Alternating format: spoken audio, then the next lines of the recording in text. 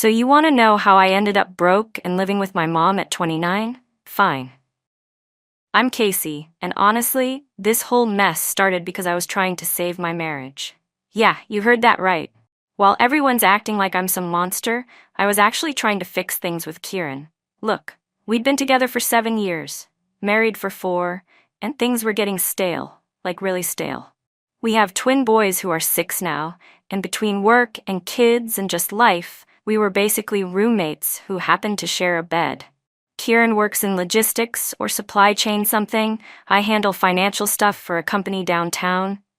We were both just going through the motions. I started noticing things online, women talking about how they opened up their relationships and suddenly felt alive again, how they stopped feeling trapped and started feeling like themselves. And honestly, it made sense to me. Like, why should we be limited to just one person for the rest of our lives? That's not realistic in today's world. Kieran, though, God, he was so traditional about everything. Every time I'd bring up anything even slightly outside the norm, he'd get this look on his face like I was speaking another language. I'd mention how some couple we knew seemed happy doing their own thing, and he'd just change the subject. It was frustrating because I felt like I was growing as a person, and he was just stuck. I wasn't asking for anything crazy at first. I was just trying to have conversations about what modern relationships could look like. But every time I brought it up, he'd get all uncomfortable and defensive. Like, sorry for trying to improve our situation. Sorry for not wanting to just accept that this is as good as it gets. The thing is, I'd already been connecting with this guy from work. Nothing physical, obviously, but we had these amazing conversations about books and movies and life philosophy, stuff Kieran never wanted to talk about. This guy actually listened to my ideas and didn't make me feel like I was asking for too much. And yeah, maybe I was staying late at work more often than necessary, but it's not like anything inappropriate was happening. I started doing research because I'm not the type to just jump into something without understanding it. I read articles about successful open marriages, watched videos about polyamory, joined online groups where people shared their experiences. And you know what? Most of the success stories involved couples who communicated openly and approached it as a team. That's what I wanted for us. But Kieran couldn't see past his own insecurities. Every time I tried to share what I was learning, he'd get this martyred expression, like I was torturing him. I'd send him articles about how opening up your relationship can actually strengthen your bond, and he'd barely skim them before dismissing the whole thing. It was like he didn't even want to try to understand where I was coming from. The more I learned about alternative relationship styles, the more I realized how limiting our current situation was. We were both young, we had our whole lives ahead of us, and we were just settling for this boring routine. I'd see other couples who seemed so much more alive and connected, and I'd think about how we could have that too if Kieran would just be open to new experiences. I wasn't trying to hurt anyone. I was trying to save us. I could see where we were heading. The same conversations, the same routines, the same gradual drift apart that happens to so many couples. At least this way, we'd be making an active choice to stay together while also getting our needs met elsewhere. That seemed so much healthier than just slowly resenting each other. But explaining this to Kieran was like talking to a wall. He kept acting like I was asking him to do something terrible instead of something that could help both of us. And honestly, his reaction made me question whether he was really the right person for me long term. Like, if he couldn't even consider the possibility that our relationship could evolve, what did that say about our future together? I started feeling like I was wasting my best years on someone who didn't want to grow with me. And that's when I decided I had to push harder for what I knew could work for us, even if it meant having some difficult conversations first. So I got strategic about it. Someone had to be the adult in this situation, right? I started pointing out all the ways our relationship had gotten predictable, like when we'd have the same conversation about his day at work, or when we'd watch TV in separate rooms, or when we'd go weeks barely touching each other. I'd ask him if this was really what he wanted for the rest of his life. And you know what his response was? He wanted to try date nights. date nights. Like we were some couple in the suburbs who just needed to remember to go to Olive Garden once a month. I tried to explain that surface-level fixes weren't going to address the deeper issues, but he couldn't see past his simple solutions. I started sharing articles with him, casually at first. I'd leave them up on my laptop when he walked by, or mention something I'd read about how successful couples navigate relationship challenges. When he seemed interested, I'd dig deeper. I found these amazing pieces about how monogamy is actually a fairly recent concept historically, and how some of the happiest couples are those who've moved beyond traditional limitations. But every time I tried to have a real conversation about it, he'd deflect. He'd suggest we take a vacation instead, or talk about maybe getting a babysitter more often so we could go out. It was like he was willfully missing the point. I wasn't talking about logistics, I was talking about fundamental relationship structure.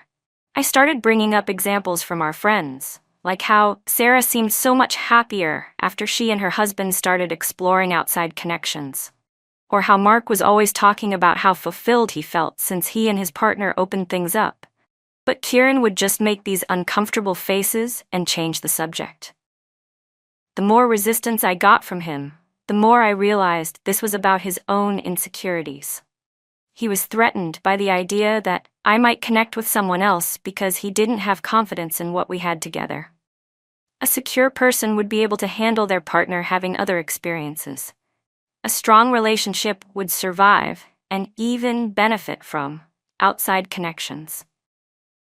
I tried approaching it from different angles. I'd talk about how much stress we were both under, how we'd both benefit from having additional emotional support. I'd mention how isolating it felt to expect one person to meet all your needs. I'd point out how much pressure that puts on a relationship, especially when you add kids and work and all the other demands of adult life. When he'd get that look, like I was asking for something unreasonable, I'd remind him of times when he'd been distant or unavailable. Like when he was working those crazy hours last year and barely talked to me for weeks. Or when he was dealing with his dad's health issues and was completely emotionally checked out. Wouldn't it have been better for both of us if I'd had other sources of connection during those times? I even suggested we could start small, maybe just flirting with other people, or having deep friendships that included some emotional intimacy. Nothing physical at first, just expanding our horizons gradually. But he acted like I was suggesting we burn the house down. The whole thing became this pattern where I'd try to have a mature conversation about our relationship's future, and he'd shut down or try to distract me with these band-aid solutions. It was exhausting being the only one willing to do the emotional work of figuring out how to improve things. Finally, I had to be more direct. I told him I'd been doing a lot of thinking about what I needed to feel fulfilled, and that our current setup wasn't meeting those needs. I explained that I loved him and wanted to stay married, but that I also needed the freedom to explore other connections. I made it clear that this wasn't about him not being enough. It was about me needing variety and growth. And you know what? After weeks of resistance, he finally agreed to try it for 6 months. I think he realized I was serious about this being important to me and that fighting it wasn't going to make it go away. Plus, I made sure he understood that this could benefit him too, once he got over his initial discomfort. Oh my God, it was like a whole new world opened up for me. Within the first week, I'd connected with 3 different guys through various apps and work connections. And let me tell you, the attention was incredible. After years of feeling invisible in my own marriage, suddenly I had men who were genuinely interested in getting to know me, who wanted to hear my thoughts, who made me feel desirable again. There was this one guy from accounting who I'd been chatting with for months. Remember the work friend I mentioned? Well, now that things were officially open, we could actually explore what we'd been building. And it was amazing. He was so different from Kieran. More intellectual, more emotionally available, actually interested in having deep conversations about life and philosophy. Then there was this guy I met through a dating app who was into fitness and adventure sports. Complete opposite of Kieran, who thinks hiking counts as extreme exercise. This guy wanted to take me rock climbing and kayaking and all these exciting things I'd never done. It was like rediscovering parts of myself I'd forgotten existed. And the third guy was this artist type who saw shows and knew about wine and could actually hold a conversation about culture. Do you know how long it had been since someone wanted to discuss books with me? Or music that wasn't just whatever was on the radio. It was so refreshing to feel intellectually stimulated again. Meanwhile, Kieran was, well, let's just say he wasn't exactly embracing the opportunity. He'd half-heartedly swipe through dating apps for like 10 minutes and then complain that it felt weird. Like, of course it feels weird at first. Everything new feels weird until you get used to it. But instead of pushing through that initial discomfort, he'd just give up. I tried to be encouraging. I'd ask about his dates, offer to help him with his profile, suggest ways he could meet people who shared his interests. But he was so negative about the whole thing. He'd go on one awkward coffee date and then act like the entire concept was flawed, instead of just accepting that dating takes practice. Honestly, watching him struggle made me realize how much I'd been holding myself back to accommodate his limited comfort zone. Here I was, thriving and growing and experiencing all these new connections, while he was stuck in the same patterns that had been making both of us miserable. I started staying out later because, when you're building new relationships, you need time to nurture them. But every time I'd come home from a date, Kieran would be waiting up with this pathetic expression, like I'd done something wrong. I'd try to share how my evening went, thinking he'd be happy that I was happy, but instead he'd get all moody and distant. The rules we'd agreed on were pretty reasonable, I thought. I could go out on weeknights, as long as I was home before midnight. Weekends were more flexible, and we'd both be home for family dinners and important kid stuff. But he started acting like every time I exercised my freedom, I was somehow violating our agreement. He'd make these passive-aggressive comments about how I seemed more excited about my dates than about spending time with our family. Which wasn't even true. I was just finally feeling like myself again, which made me better at everything, including being a mom. But he couldn't see that because he was too focused on feeling sorry for himself. The money thing became an issue too.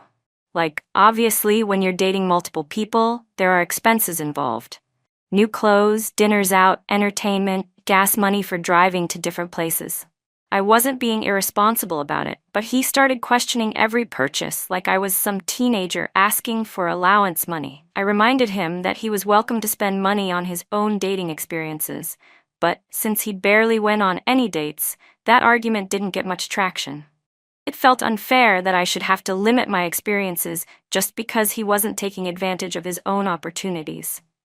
The most frustrating part was how he'd want to process everything constantly. Like every time I came home, he'd want to know how I was feeling about us, and whether I thought this was working, and if I still loved him. It was exhausting having to constantly manage his insecurities when I was trying to focus on my own growth and exploration. I started feeling like I was living with a roommate who happened to be really needy and jealous. We'd agreed to this arrangement, but he was making it so difficult to actually enjoy it. Instead of celebrating that his wife was happy and fulfilled, he was making everything about his own discomfort. Then, everything changed, and not in a good way.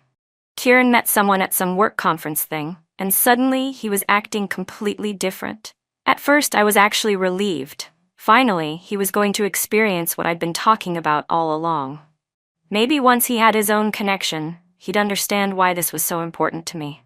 But no. Instead of just enjoying himself like a normal person, he had to go and get all serious about it. Her name's Rosalie, and from the way he talked about her, you'd think she was some kind of angel sent from heaven. It wasn't like my connections, which were fun and exciting, but appropriately casual. He was acting like he'd found his soulmate or something. And the changes in him were honestly annoying.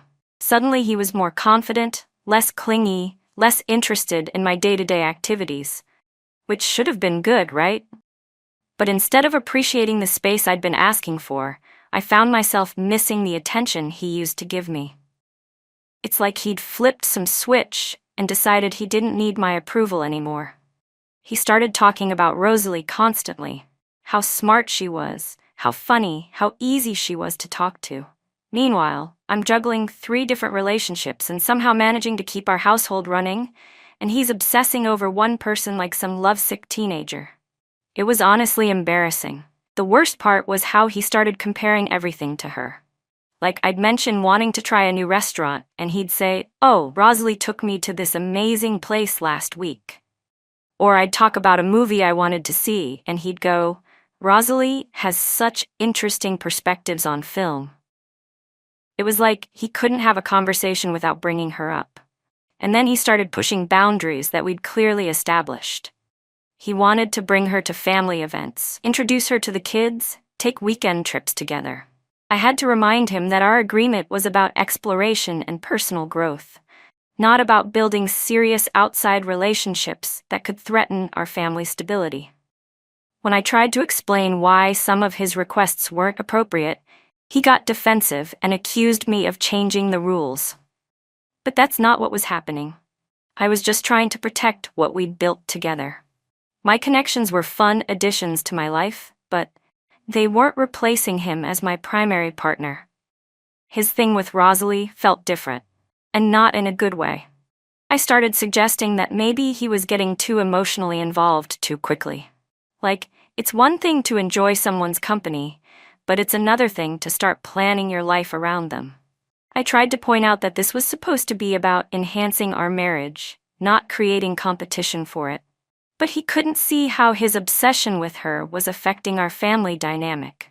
The kids started asking why Daddy was always texting someone, why he seemed happier when he was leaving than when he was coming home. I was the one who had to manage their confusion while he was off in his little fantasy world. The thing that really got to me was how different he was with her versus with me. I'd watch him get ready for their dates with this excitement he hadn't shown for anything in years. Meanwhile, when we spent time together, he was distracted and distant, like he was just going through the motions until he could get back to his real life. It became obvious that while I was handling multiple relationships maturely and keeping everything in perspective, he was completely losing himself in this one connection. I started to worry that he was making decisions based on new relationship energy instead of thinking about what was best for our family long term. I tried talking to him about it, but he'd get this defensive attitude like I was being jealous or controlling, which was ridiculous. I was the one who'd opened our marriage in the first place. I obviously wasn't threatened by him having other connections. I was just concerned about how seriously he was taking something that was supposed to be casual and fun. So I had to take action to protect our family. I started implementing some additional guidelines that should have been obvious from the beginning.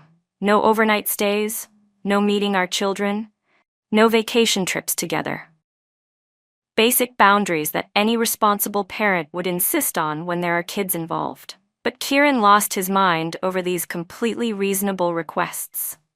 He started arguing that I was being hypocritical since I'd been staying out late and going on weekend trips with my connections. But that was totally different. My relationships weren't threatening our family structure because I kept them in their proper place. His thing with Rosalie was clearly becoming something that could destabilize everything we'd built. When I tried to explain the difference, he got all hostile and accused me of trying to control his relationships while doing whatever I wanted with mine. But he was missing the point entirely. I was trying to save our marriage from his poor judgment. Someone had to be the adult and think about the bigger picture. I started paying closer attention to his phone activity because his behavior was becoming so concerning. And honestly, what I found was worse than I expected.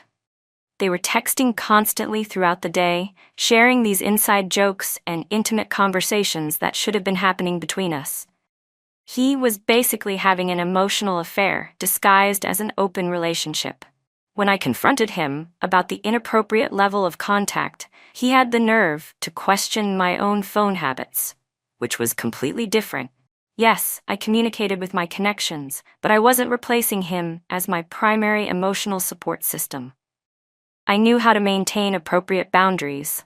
The situation with the kids was getting worse too. They were asking questions about why Daddy had a special friend and why Mommy seemed upset all the time. I was doing my best to shield them from the adult drama, but Kieran's selfishness was making that impossible. He was so wrapped up in his own happiness that he couldn't see how his choices were affecting our children. I tried suggesting that maybe we should take a break from the open marriage experiment, since it wasn't working the way we'd planned. I thought a temporary pause would help him get some perspective and remember what was actually important. But instead of being grateful for the chance to refocus on our family, he completely flipped out. He said he wanted to end the open marriage, but also wanted to end our marriage entirely. Like, what? The whole point of opening things up was to strengthen our relationship, not destroy it. But apparently his few months with Rosalie had convinced him that what we had wasn't worth saving. I reminded him of everything we'd built together: our home, our children, our shared history. I pointed out that he was throwing away 7 years for someone he'd known for a few months. But he was so caught up in his fantasy that he couldn't think rationally about the consequences of his decisions. He started talking about lawyers and custody arrangements like our marriage was just some business transaction he could walk away from. I tried to explain that this was exactly why I'd been worried about his relationship with Rosalie.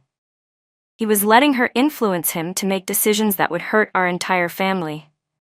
But every conversation just made things worse. He'd gotten this cold, detached attitude where he acted like I was being unreasonable for wanting to save our marriage. Like somehow I was the problem for not wanting to give up on everything we'd worked for.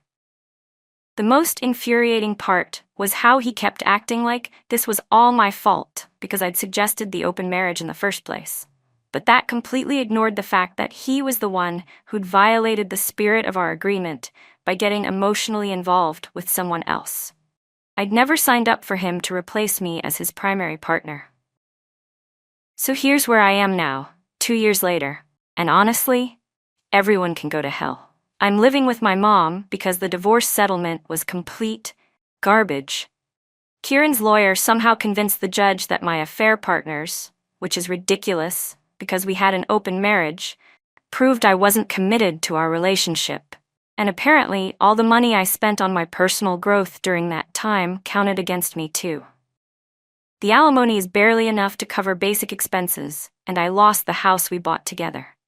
Meanwhile, Kieran gets to play happy family with Rosalie in some new place they bought together.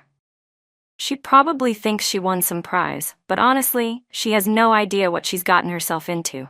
Give it a few years and she'll see who he really is. My mom won't stop with the "I told you so" lectures. Every day it's something about how I threw away a good man and destroyed my family. Like she has any idea what my marriage was actually like. She didn't have to live with someone who couldn't grow or change or see beyond his own limited perspective. And the dating scene? Complete disaster. Turns out men are way less interested in divorced moms than they are in married women looking for excitement. Who knew? All those guys who were so eager to spend time with me before have mysteriously disappeared now that I'm actually available. It's like they only wanted what they couldn't have. Work has been a nightmare too. My performance reviews have been terrible, because apparently going through a divorce affects your ability to focus on spreadsheets and client meetings. I got passed over for a promotion I definitely deserved, and now I'm stuck in the same position while watching less qualified people advance around me. But you know what the worst part is? Watching Kieran transform into this confident, successful version of himself that he never was with me. He got some big promotion at work, bought a nice house, seems genuinely happy all the time. And everyone acts like this is some great thing instead of recognizing that he's basically stolen the life we were supposed to build together. The kids prefer staying at his place, which honestly hurts more than I expected. They come back from his house talking about all the fun activities Rosalie plans and how organized everything is there. Like, sorry, I can't compete with someone who doesn't have the stress of rebuilding her entire life from scratch. I see them sometimes around town, Kieran and Rosalie and my kids, looking like some perfect little family. They go to the farmer's market and school events and act like they've been together forever. It's disgusting how quickly she inserted herself into the life I built. My friends have mostly chosen sides. And guess whose side they chose? Apparently, everyone thinks Kieran was this long-suffering saint who finally found happiness. They've all forgotten how unhappy our marriage was and how hard I tried to fix things before it got to this point. I'm 31 now, living in my childhood bedroom, working a dead-end job, and watching my ex-husband live my best life with someone else. And everyone acts like this is somehow what I deserve, instead of recognizing that I'm the victim of circumstances beyond my control. Sometimes I wonder if I should try to fight for him back. But honestly, why would I want someone who could throw away our entire history so easily? If he was the kind of person who could move on that quickly, then maybe I'm better off without him. At least now I know who he really is. But mostly I just think about how unfair the whole thing is. I was trying to improve our situation, and somehow I'm the one who ended up with nothing, while he got everything he never deserved.